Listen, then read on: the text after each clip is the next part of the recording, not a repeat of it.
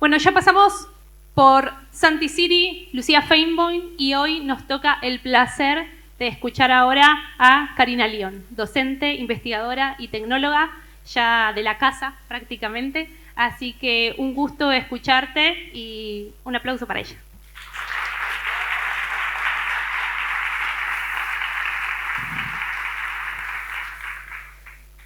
Hola, se escucha bien.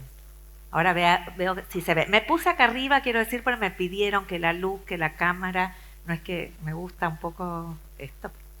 Voy a trabajar el cruce entre tecnología y enseñanza y quisiera compartir con ustedes reflexiones. ¿Cuáles son las reflexiones que tengo hoy respecto a este tema? Quiero decir que estoy muy contenta de estar acá porque además veo mucha gente querida de muchas décadas que uno ya lleva en esto, no voy a decir cuántas. Y lo primero que traje para pensar son hipótesis.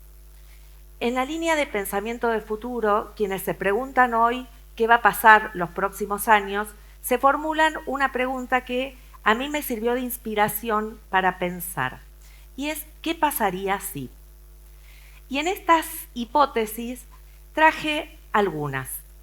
La primera es, ¿qué pasaría si en los próximos años dejara de importar qué es falso, qué es verdadero, qué es alucinado y qué es sintético? Hoy nos volvemos locos, locas pensando en estas barreras entre lo falso y lo verdadero, lo que alucina la inteligencia artificial generativa o los datos sintéticos no curados, no verídicos ni verificados. Pero la pregunta es, ¿y si esto deja de ser importante los próximos años? ¿Y si a las nuevas generaciones les deja de importar qué es falso y qué es verdadero? Aquello a lo que nos aferramos como docentes tan firmemente, porque esta es una hipótesis epistemológica que se vincula con el conocimiento. ¿Qué pasaría si esto dejara de importar? Me formulo o me hago otra pregunta que tiene que ver con una hipótesis más cognitiva, y es, ¿qué pasaría si en los próximos años delegamos al extremo capacidades cognitivas? Tal como la conocemos hoy, la inteligencia artificial generativa es llamada por el MIT como inteligencia artificial generativa estrecha, porque está trabajando en una inteligencia artificial generativa más amplia con más capacidades cognitivas. ¿Qué va a pasar? ¿Vamos a pensar menos? ¿Va a haber deterioro cognitivo? ¿Va a haber saturación? Nos preguntamos esto hoy porque es una hipótesis para los próximos años, porque nos hace pensar o nos hace definir qué tenemos que hacer, qué habilidades tenemos que promover, qué va a ser del pensamiento crítico y, en definitiva, qué es el pensamiento crítico.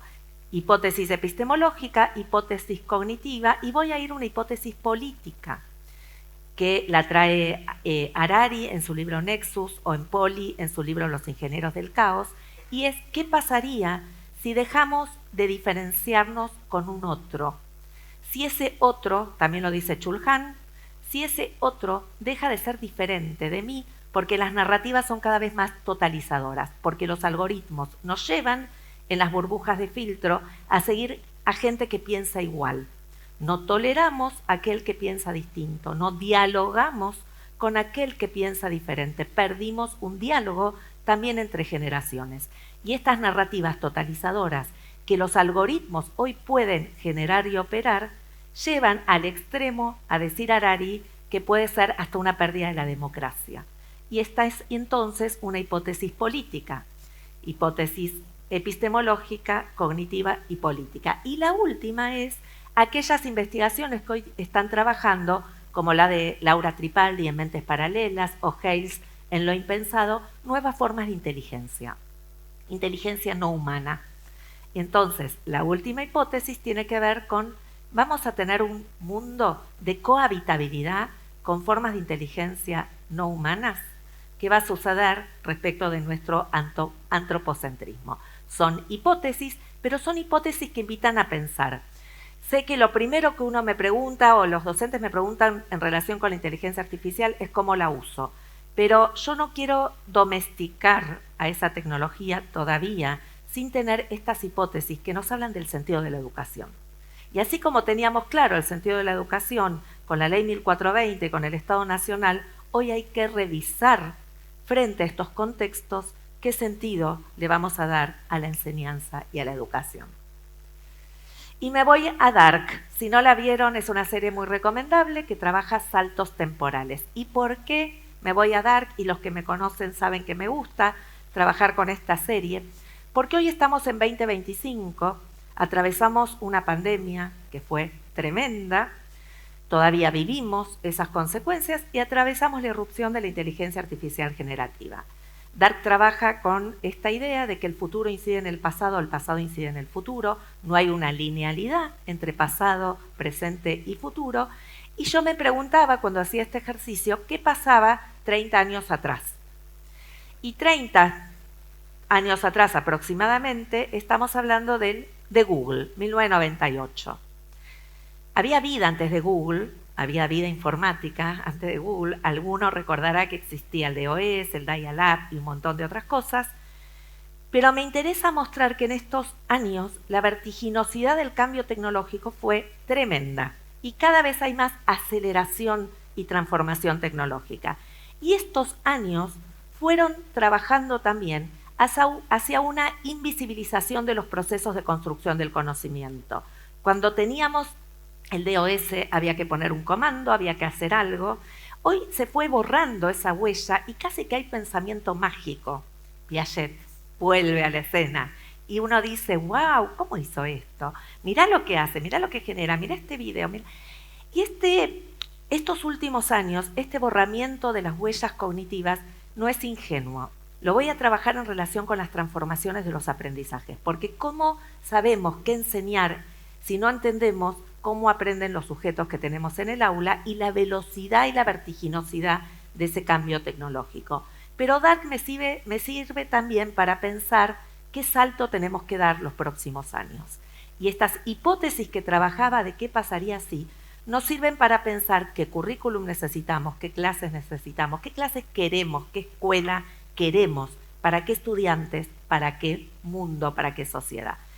Y me voy a ir, porque me gusta, 30 años atrás, porque es la década en la que nací.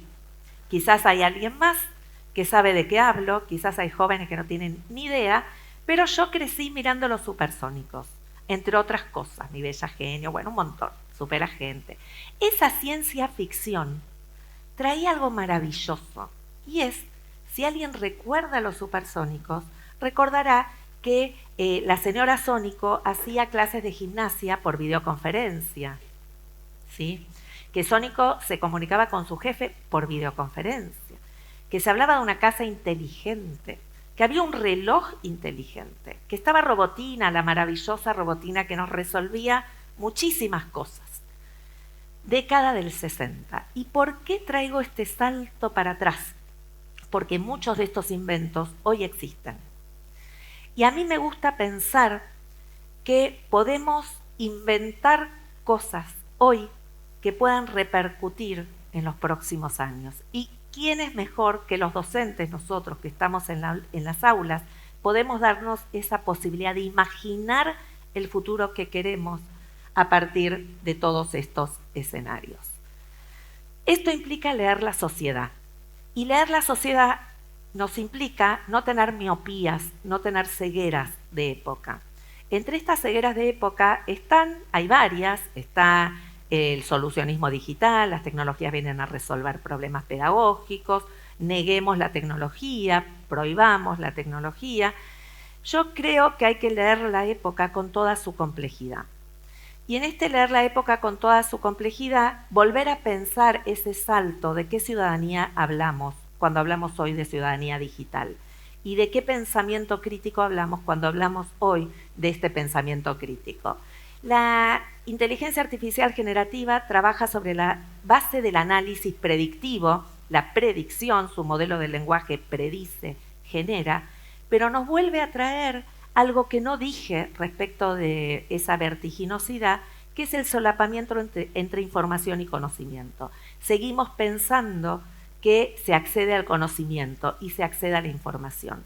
Lo que queda en el camino, lo que se borró cuando yo decía que se invisibilizaron esas huellas, es la construcción de conocimiento. Y la construcción de conocimiento implica un sujeto que conoce, que comprende.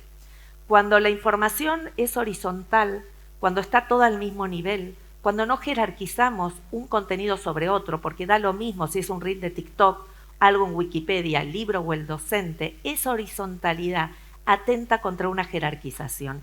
Y es la jerarquización la que trae un proceso de comprensión. Tenemos estudiantes que frente a esta información fragmentada construyen conocimiento fragmentado. ¿Cómo converge todo ese mundo de información en una sola cabeza? ¿Cómo los hacemos pensar integrando y construyendo conocimiento? Y voy a decir después, pero lo anticipo ahora, que parte del problema que tenemos son las mediaciones, son los procesos de simbolización. Y esto es algo que nos atañe y tenemos responsabilidad como docentes. Ahora lo voy a ejemplificar para que no parezca algo teórico, que parezca conceptual. Y pensando y tomando los supersónicos, los invito a hacer el ejercicio, y lo pueden hacer con sus estudiantes, créanme que salen cosas maravillosas.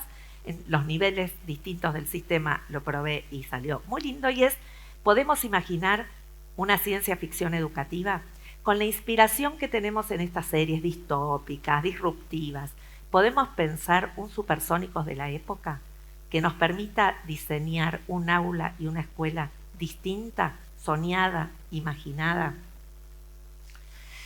Voy a las transformaciones en los aprendizajes. Esto sé que es conceptual, pero si no entendemos los cambios en nuestros sujetos, difícilmente vamos a definir qué estrategias de enseñanza tendríamos que estar pensando o diseñando.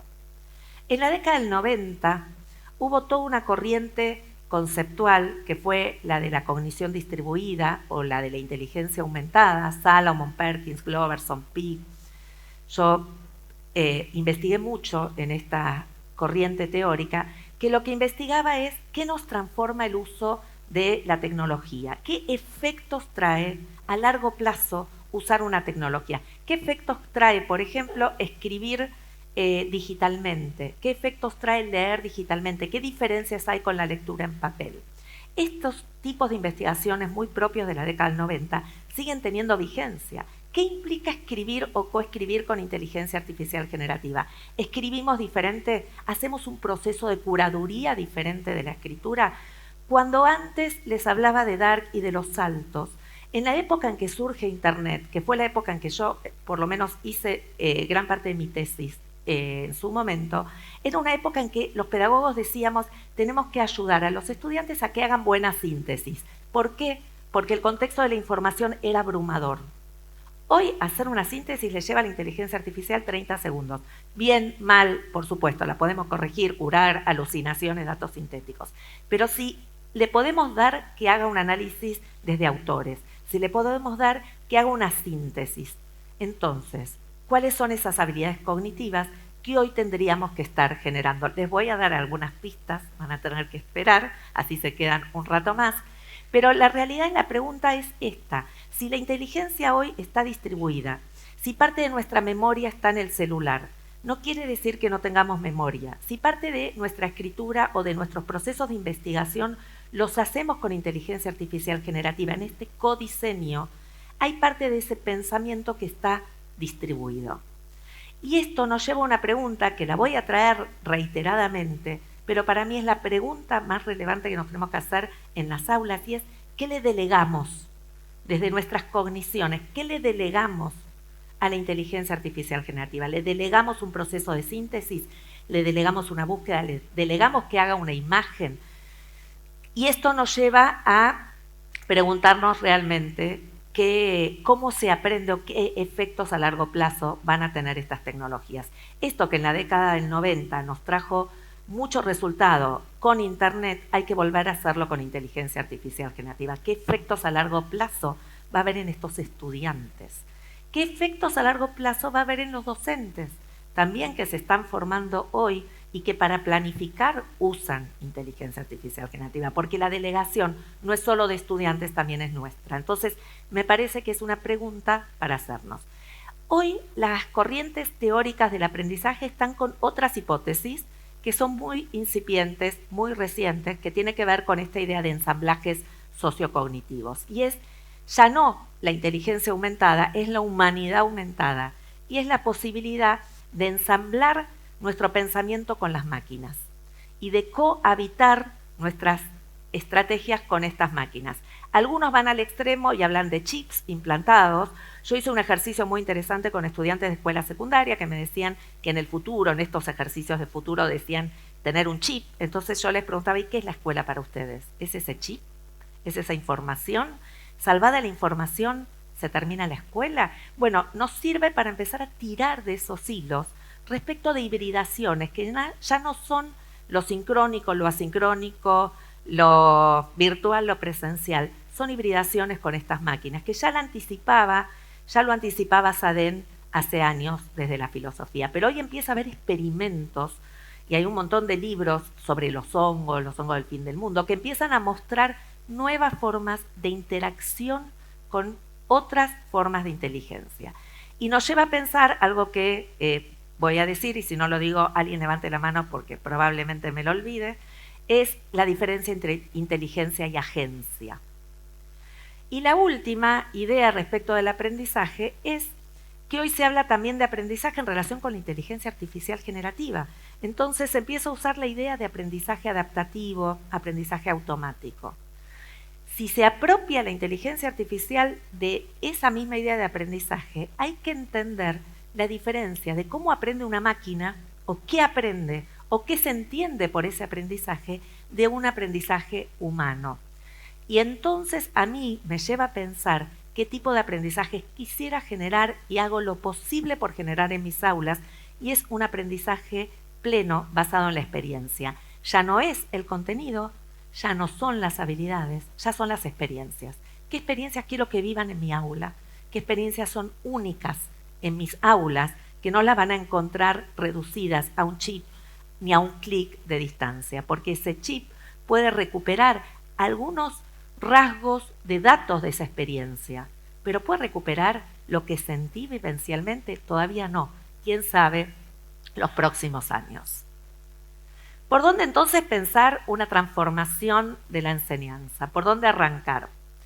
Algo escuché que decía Lucía en la charla anterior: los tiempos educativos son tiempos de demora. Cuando yo decía esta vertiginosidad en educación y en la clase en general, uno dice, tómate un tiempo para pensar. Es un tiempo que nuestros estudiantes a veces no tienen. Es un tiempo que también está colonizado, porque quiero decir que nosotros como docentes también hemos colonizado nuestro tiempo de ocio con las tecnologías. No tenemos casi ocio, ¿no? El ocio es ver un Reels, y más Reels vemos, más Reels tenemos, más Reels buscamos, más Reels nos llegan. ¿Qué hacemos en nuestro tiempo de ocio? ¿Existe un tiempo de ocio cuando la tecnología abarca 24/7 también en nuestros estudiantes?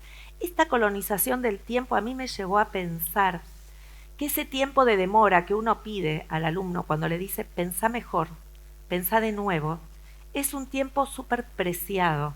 Diría María Elena Walsh, es un tiempo no apurado.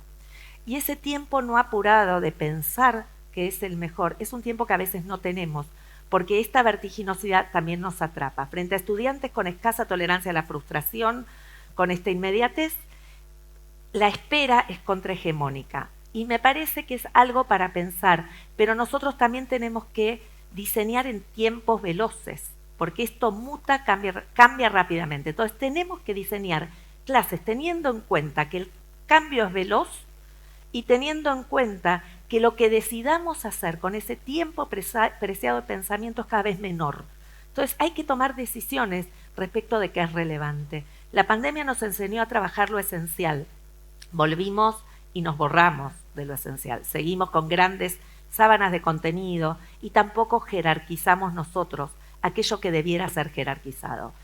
Cuando les decía que estamos frente a una horizontalidad que cuesta la jerarquía, a nosotros también nos cuesta jerarquizar. Y esta horizontalidad hoy está teniendo los espacios del aula, la autoridad docente y un montón de problemáticas que vemos hoy en la escuela respecto de las relaciones y de los vínculos de docentes y estudiantes. Esta no es una tecnología como fue Google, no es un buscador. Es una metatecnología porque atraviesa todas las verticales de la sociedad, el mundo del trabajo, y además es una tecnología que opera con otras tecnologías.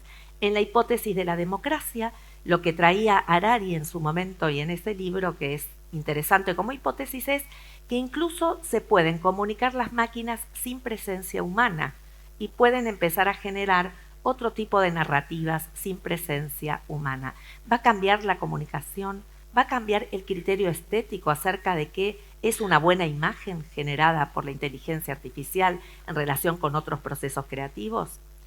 ¿Qué sujetos estamos formando, como les preguntaba antes, y qué nuevas epistemologías o modos de construcción del conocimiento tenemos que generar? Los desafíos son enormes. Yo no digo que hay que tomar todos, pero sí hace tiempo que, bueno, con Mariana Maggio y otros colegas en la universidad, pero también en otras instancias educativas, estamos trabajando la idea de alterar la secuencia narrativa. Las clases siguen todavía pensándose en una secuencia que no está alterada, que es explico, aplican y verifico con la evaluación. Esa secuencia se rompió hace rato, las series la rompieron hace rato, pero las narrativas están alteradas porque hay fragmentación de la información y ya no hay una secuencialidad. Cuando revisemos las secuencias didácticas, pensemos hasta ese nombre, secuencia didáctica, si puede ser alterado para no trabajar siempre con esa misma secuencia, que no genera asombro, que no genera sorpresa y que por otro lado no condice con estas nuevas formas de narrar.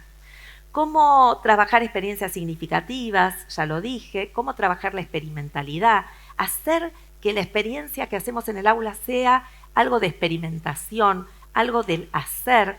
Y esto puede ser desde un desafío chiquito como salgan del aula y, no sé, monten en el pasillo un escenario imaginario, hasta experimentación como se hace con robótica, STEM o lo que fuera. Pero experimentar es poner las manos en la masa y redimensionar qué es urgente y qué es importante. Si a mí me preguntan hoy, 30 años después, porque arranqué por 1989 a ser docente, ¿qué me desvela?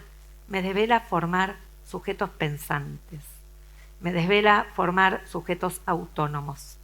Y cada vez me pregunto más, ¿dónde se forman esos sujetos autónomos cuando no deciden nada o casi absolutamente nada? No deciden contenidos, no deciden currículum, no deciden escuela, pero atribuimos a la inteligencia artificial la pérdida de autonomía, atribuimos a la inteligencia artificial los sesgos. Empecemos por casa.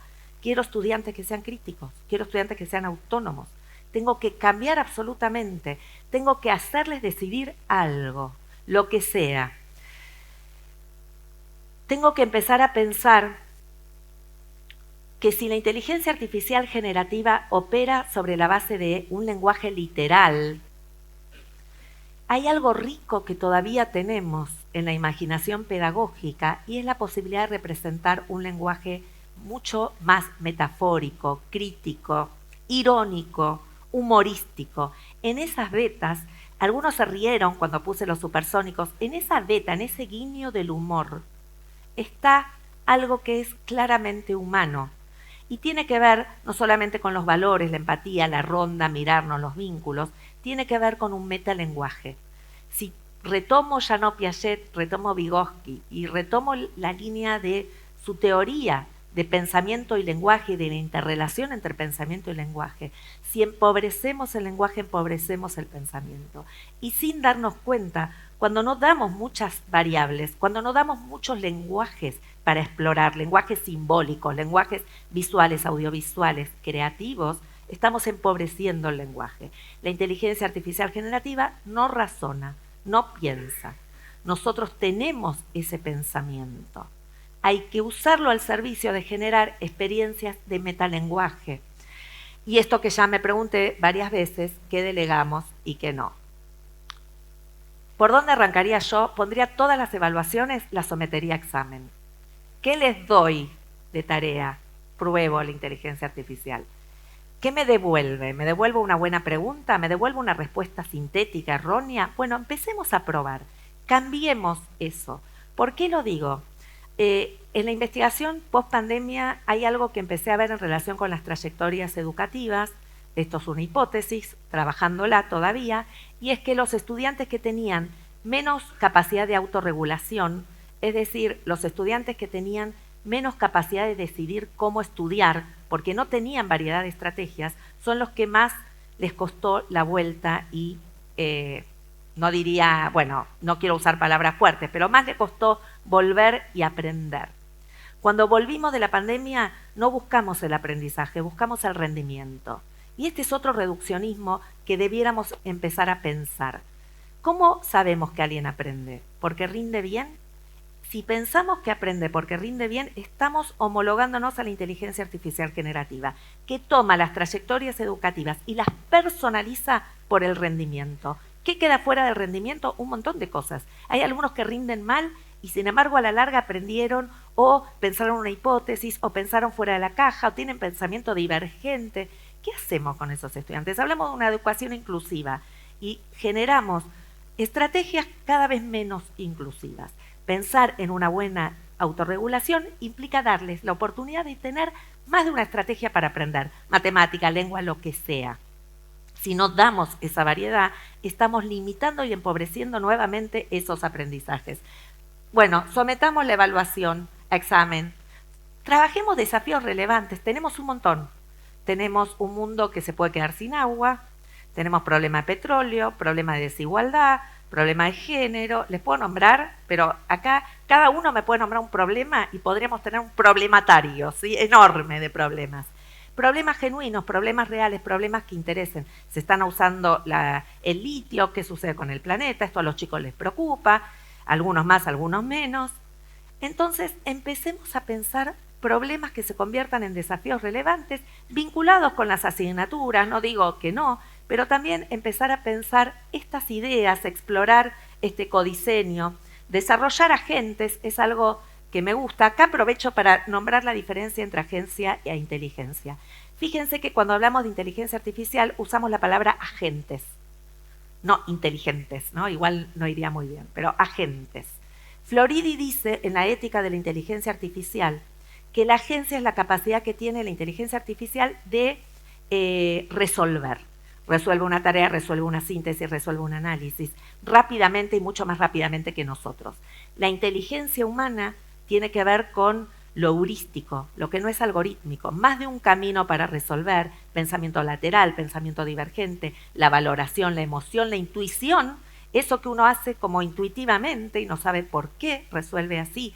Y dice entonces que hay que dejarle a la inteligencia artificial resolver algunos problemas, pero que es la inteligencia humana la que debería definir qué problemas son relevantes. Y acá estamos hoy.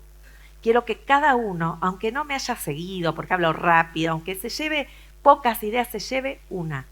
Pensar qué puedo hacer hoy, qué es lo más relevante que puedo hacer hoy en el aula para problematizar el mundo que viven nuestros estudiantes. Fui para atrás. Casi que voy a los supersónicos de nuevo. Bueno, voy a ir, no sé cómo estoy de tiempo. ¿Alguien que me diga? ¿Bien? ¿Bien que me queda poco? ¿Bien que me queda? Bueno, porque quiero dar lugar a preguntas. Bueno, negociamos. La otra metáfora que tomo de Macbeth, Shakespeare, es las semillas del tiempo. Uno tira semillas en el tiempo y no sabe cuáles van a germinar. Me encanta esta idea, porque nos hace pensar qué semillas tiro en el tiempo y cuáles van a germinar. Y en esta idea les digo cuáles yo tiraría, ¿sí? Un currículum minimalista, por supuesto, es cada vez más difícil. Seguimos sumando contenidos. Yo restaría, aunque me odien quienes hacen política.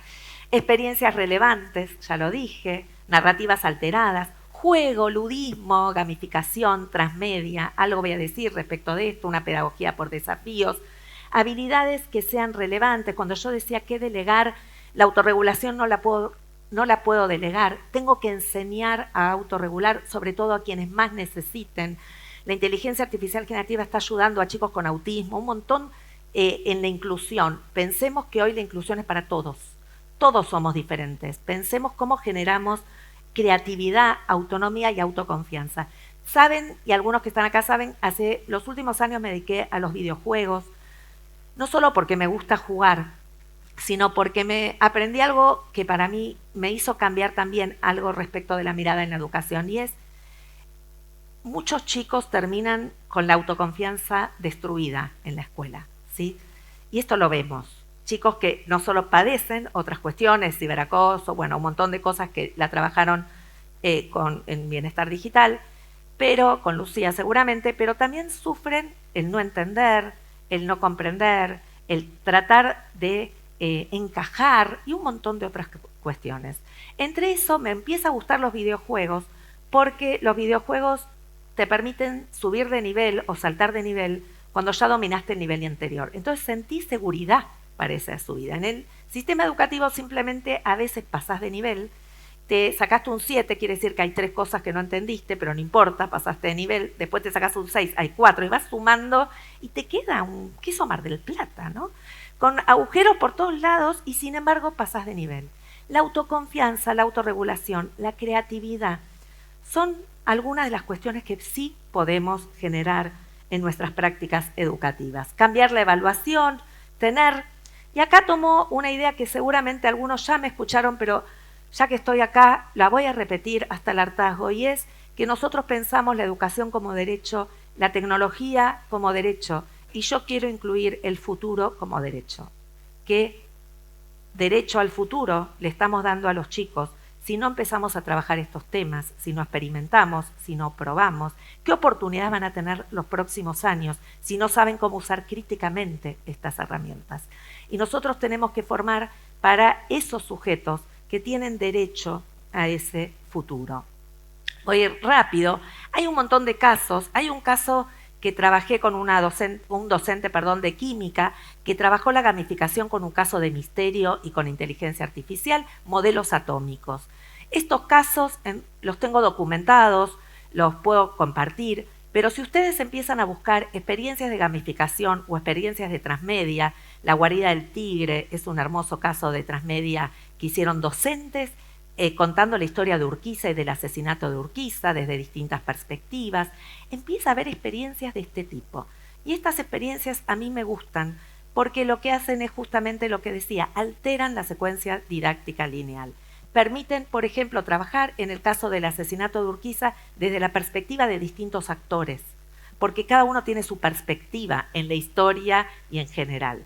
Trabajar el perspectivismo, decía Brunner, es una idea maravillosa porque hoy nos cuesta muchísimo entender la perspectiva del otro. Empecé diciendo que no había diálogo, empecé diciendo que cada vez somos más sordos a un montón de cuestiones.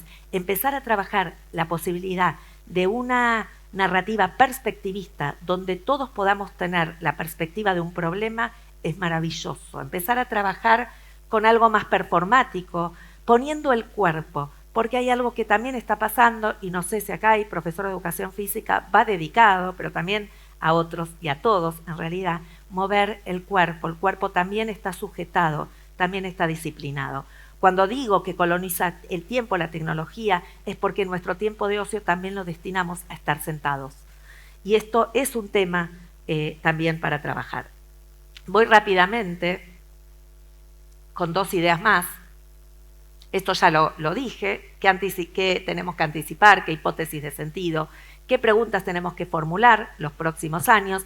Por supuesto que ustedes pueden ver que esta imagen está hecha con inteligencia artificial generativa. Yo me río mucho con las imágenes, son muy estereotipadas y seguramente probaron poner un aula en el 2050, es el aula de hoy, pero azul, como el mar azul, como la estrella azul. Yo creo que las ideó Cristian Castro. Pero fíjense, es todo azul, ¿no? ¿Pero qué rompe esto? Son individuos que ni se miran, ni se tocan, ni se sienten, ni se perciben, que están conectados en lo que Walton llamó soledades interactivas. Y Walton habló de soledades interactivas en la década del 90. La soledad interactiva es propia de esta época. Otro que anticipo, si Castells escribió La Sociedad de la Información en 1997 y pudo anticipar que iba a ser una sociedad de datos. Si McLuhan anticipó la aldea global y hoy estamos en una aldea global. Si Walton anticipó en el 90 las soledades interactivas, ¿por qué no podemos nosotros, que somos un montón de cabezas pensantes, anticipar, pero también trabajar para forjar un futuro distinto, un futuro que queremos? Quiero decir algo más antes de terminar y dar lugar a preguntas. Hay algo que me preocupa muchísimo. Muchos jóvenes están usando, y adultos no quiero decir, pero también, la inteligencia artificial generativa para autodiagnosticarse. ¿sí? Entonces ponen sus síntomas, ponen, no sé, tengo esto, tengo lo otro, bueno, sos depresivo, sos ansioso, y pone la etiqueta. Eso es lo que hace la inteligencia artificial. Funciona sobre la base de datos, con su base de datos predictiva y etiqueta según patrones y modelos. Al final, con su empatía diseñada, ¿sí? Pone, te recomiendo ir a un terapeuta. He hablado con muchos terapeutas que me dicen que los chicos ya llegan medicados y ya llegan con su autodiagnóstico, que les cuesta muchísimo volver a trabajar, ir sobre los pasos y decir, pero ¿por qué sos depresivo? No, la inteligencia artificial. Bueno, esto habla de lo primero que dije, espero que alguien se acuerde, voy a probarlos a ver si se acuerdan de las primeras ideas, y es que nos falla la mediación y la simbolización. Hay un atajo entre el pensamiento y la acción. Si una chica de 14 años puede ir en la ciudad de Mendoza con un arma a querer matar a una docente, está fallando la simbolización. Y este proceso de simbolización, ese atajo y esa mediación es nuestra tarea. Ayudarlos a mediar entre lo que les trae y lo que construyen. Es ese mismo solapamiento entre información y conocimiento. Si no trabajamos la mediación y la simbolización, vamos a tener gente que directamente vaya a la acción. Y esa acción tiene que estar mediatizada. Por eso propongo hacer movimientos en una sociedad de la selfie, en una sociedad donde uno le pregunta a un niño de jardín qué quiere ser y te dice influencer. Hay que trabajar en una sociedad de la comunidad. La educación es el lugar de lo común, por eso hablamos de comunidad, por eso hablamos de comunidad de práctica. ¿Qué es lo común hoy? ¿Qué nos reúne como educadores? Nos reúne pensar un futuro, un mundo mejor, acciones del presente, acciones que experimenten, chicos que piensen, chicos que no vayan a preguntarle qué son a la inteligencia artificial, ir de una cultura del rendimiento que cuesta un montón, porque todas las sociedades se miden en rankings y todas las pruebas se miden en rankings, pero tratar de por lo menos aprovechar el pedacito de aula que tenemos para una cultura de aprendizaje que no se reduzca a ese rendimiento, de una tecnocracia del gobierno de los datos, del gobierno de las tecnologías, a una imaginación. Hay algo que no tiene la inteligencia artificial, que es imaginación. La imaginación es pedagógica, Tenemos que ir de la urgencia, esto lo dije, a la demora, es como una especie de síntesis. De la nostalgia, yo traje los supersónicos, pero no desde la nostalgia, sino desde la esperanza. La esperanza, dice Freire, es política. La esperanza, dice Jackson, es política. La esperanza es ese futuro. Y es pensar que podemos dar a nuestros niños la posibilidad de insertarse en una sociedad que cambió. Porque además, cuando los educamos, van a una sociedad que cambió. Y cuando educamos a unos jóvenes, nos toca al siguiente año otros, re distintos. Y otra vez tenemos que ir transformando. Es la época que nos toca vivir, hay que leerla, pero hay que operarla, hay que trabajarla, hay que construirla y hay que hacerla. De las neuronas a los cuerpos, poner el cuerpo, a la conversación que está fallando, y de un gobierno de datos a una mirada de la enseñanza como ética, como política y como social. Gracias.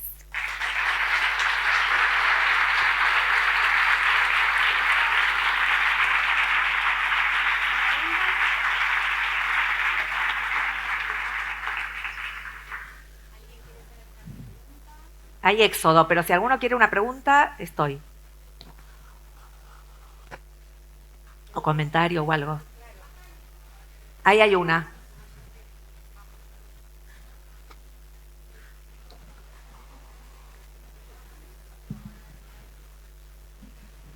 Sí, buenas tardes. Bueno, ante todo, bueno, yo también fui parte de esa infancia donde estaban los supersónicos, así que me declaro contemporáneo. Me pregunto, en función de todo lo que vos nos has traído, ¿cómo imaginás el futuro en relación a la inteligencia artificial, dado que hablamos de inteligencia artificial, pero no podemos hablar de imaginación, de creatividad artificial? Eso es la esencia del ser humano. ¿No será que en el futuro, quisiera ver tu visión al respecto, hablaremos de autoaprendizaje nada más?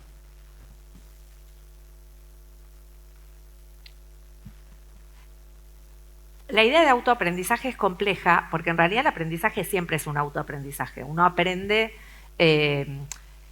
socialmente, pero también idiosincrásicamente, ¿no? Individualmente. Yo lo que creo sí es que hay tareas que van a ser muy delegadas a estas herramientas, que ya están siendo delegadas.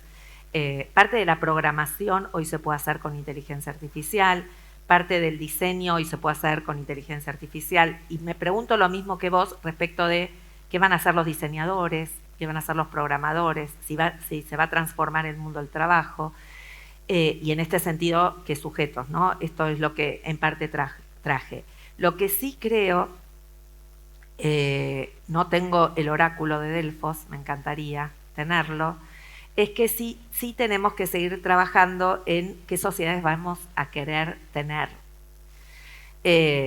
Respecto de una empatía fabricada, porque esto que trae la inteligencia artificial generativa es una falsa empatía, estamos perdiendo la empatía humana, ¿sí? Estamos perdiendo la ayuda al otro, estamos perdiendo, no sé, yo hace poco veía a alguien se cae en la calle, la gente no levanta, entonces, o le da miedo.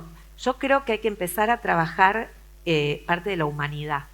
Como si yo te dijera, y hago ese ejercicio muchas veces, próxima ya a mis años de jubilación y mirando para atrás, lo hacía distinto cuando era joven, hoy lo vuelvo a pensar, en ese mensaje en la botella. Si yo quisiera dejar un mensaje en la botella para que alguien lo recoja los próximos años sobre la educación, ¿qué pondría en ese mensaje en la botella? Y vuelvo a Brunner, con el que me formé y que vuelvo a leer y que me sigue maravillando, diciendo la negociación de significados, la posibilidad de externalizar en obras creativas que no sean solamente reducidas a algoritmos. Este pensamiento alternativo y paralelo es...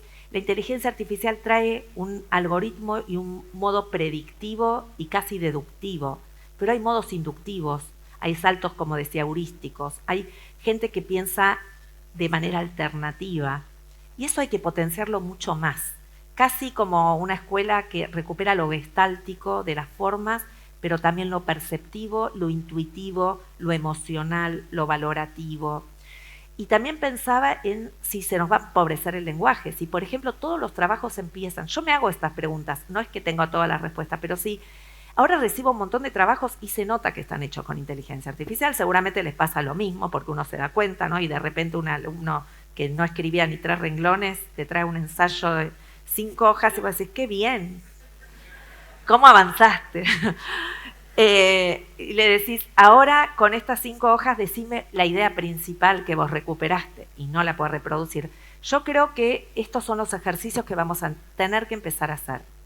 Decime con tus palabras una idea, pensá de todo esto que seguramente lo tiraste a la inteligencia artificial, qué nueva pregunta te genera que no pueda ser respondida automáticamente. Pensá cómo escribirías 3 versiones diferentes de esto sin inteligencia artificial. Hay que empezar a probar estos aprendizajes no automáticos y ver qué nos pasa. Pero si no empezamos a probar estas cosas, sabiendo que la van a usar, porque nosotros podemos decir, no la usen en clase, la van a usar afuera, ¿no? El mercado negro está lleno de herramientas. Hoy las presentaciones, tenés Gamma para presentaciones, tenés Notebook LM, que yo misma le doy los archivos de entrevistas y me saca un reporte para la investigación, o Atlas T, que es un software que yo usaba para investigar, tiene inteligencia artificial generativa y me tira las categorías. Por supuesto que yo tengo que revisar, tengo que ver, tengo que hacer la curaduría. Pero frente a esto que no va a parar, porque cada vez está más. Entonces, yo vuelvo a esa idea. Si vas a hacer la tarea con inteligencia artificial, decile, hacela.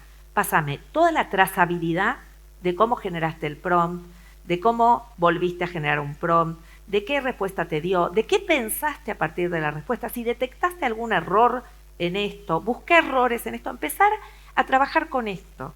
Y eso ya no va a ser un aprendizaje automático, por lo menos va a ser una reflexión sobre esto, ¿no? Esta duda socrática, escéptica, de decir, bueno, te generó esto. Bueno, a ver, de esto que te generó, encontrar 3 datos sintéticos, encontrar una cita falsa, encontrar un concepto erróneo. Trabajemos con eso. Por ahora, no sé qué va a pasar los próximos años, porque todavía no sé ni qué están desarrollando, nos van sorprendiendo. Y también es cierto que estos desarrollos son desarrollos de empresas. Nosotros no tenemos nada que ver, o sea, nada que ver como educadores, no tenemos incidencia. pero sí tenemos incidencia en pensar esto. Esto ya está, bueno, empecemos a pensar qué le pido diferente, qué hago que piense diferente, que interpele lo que le dan, que el aprendizaje de nuestro estudiante no sea automático. No sé qué va a pasar los próximos años. Yo cuento una anécdota que a mí me sorprendió. Yo tengo una hija que estudia diseño gráfico y yo le dije, ¿no te da miedo no tener trabajo los próximos años, teniendo Canva, teniendo...? Y ella me dijo, a mí me da miedo que el criterio estético de la sociedad cambie y todas las imágenes que empiecen a ser valoradas sean las hechas por inteligencia artificial. Y entonces toda mi creatividad, ¿en qué va a quedar? Si es reducida a la inteligencia artificial generativa. Y puede pasar. Y yo le contesté, y puede pasar. Puede pasar que en los próximos años los jóvenes que se están formando con estas herramientas entiendan que la normalidad es el azul. Y el rojo no entre, y el amarillo no entre, y los colores se disuelvan. Y si pasa eso, ¿qué hacemos? Nosotros somos una generación bisagra todavía, entre culturas, entre narrativas.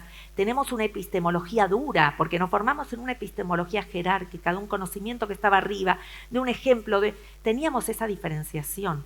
Hoy eso se está perdiendo. Y cuando yo decía, no ingenuamente, que se puede perder qué es falso y qué es verdadero, es posible que los chicos que se forman hoy no les importe más y viralicen todo lo falso. Igual, total, ¿qué importa? Entonces ahí yo creo que tenemos esa responsabilidad política, porque todavía sigue importando o nos sigue importando como generación que haya algo que no esté bien, que haya algo que dañe a otro, que haya un excluido que no tenga cómo incluir. Entonces operaría desde ahí. No sé qué va a pasar los próximos años, pero es probable que muchos criterios cambien, porque hoy se están formando docentes también que son más jóvenes. Y quiero decir que tampoco la docencia hoy es una aspiracional y tenemos que volver a poner en el centro de la escena la docencia.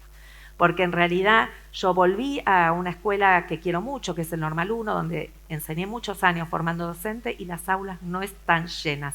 Yo quiero aulas llenas de formación docente, con este pensamiento crítico, porque ¿dónde vamos a formar a estas generaciones si no se están formando docentes con este pensamiento crítico? Ahí pondría todo el esfuerzo para que no haya autoaprendizaje, para que los jóvenes que se forman hoy también tengan derecho al futuro, pero transformen ese futuro. Y no lo estoy viendo. Y por eso creo que hay que poner un esfuerzo enorme en volver a jerarquizarnos como docentes. Y jerarquizarnos como docentes es un esfuerzo enorme en la actualidad. Por eso creo que es absolutamente necesario. Lo digo como docente, lo digo como investigadora, lo digo como madre, lo digo como ciudadana. Entonces, esto es lo que me preocupa. Si va a haber autoaprendizaje, probablemente sí, pero va a haber otras grietas todavía, y tareas de cuidado, y tareas de empatía, y tareas de inteligencia emocional, y de inteligencia colectiva, y de intercreatividad, y de imaginación que tenemos que pensar hoy. Si no empezamos con tareas que promuevan la imaginación, estamos fritos. Esa es mi visión. Gracias. Muchas gracias, Karina.